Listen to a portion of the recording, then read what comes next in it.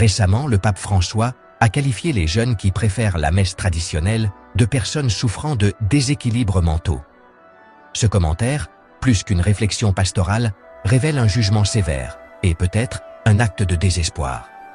Aujourd'hui, nous allons analyser cette attaque, son contexte et ce qui est réellement en jeu dans la lutte contre la tradition. La messe traditionnelle n'est pas seulement un rite, c'est un trésor spirituel qui relie les fidèles à des siècles de foi inébranlables. C'est l'essence même des paroles du Christ lors de la scène. Faites ceci en mémoire de moi. Luc, chapitre 22, verset 19.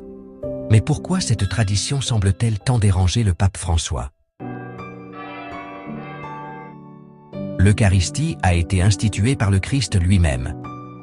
Saint Paul nous met en garde dans sa première lettre aux Corinthiens, chapitre 11, verset 29. Celui qui mange et boit sans discerner le corps, mange et boit sa propre condamnation. La messe traditionnelle reflète cette solennité, conduisant les fidèles au cœur du sacrifice du Christ. Est-ce un déséquilibre, ou plutôt un signe de foi profonde?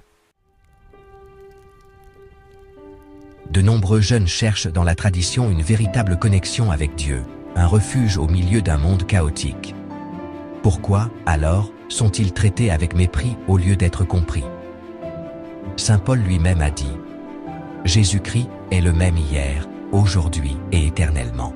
Hébreux, chapitre 13, verset 8. La tradition n'est pas un obstacle, c'est un guide. Le rejet de la tradition n'est pas nouveau. Rappelons-nous les pharisiens, qui se sont opposés au Christ par peur de perdre le contrôle sur le peuple.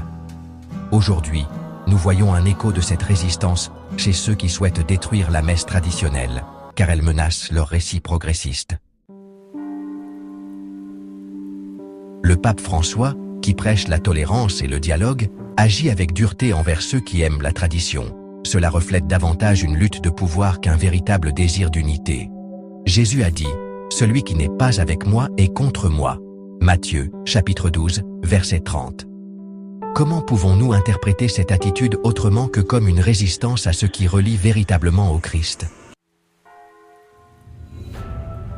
Ce qui dérange, ce n'est pas la tradition en soi, mais sa renaissance.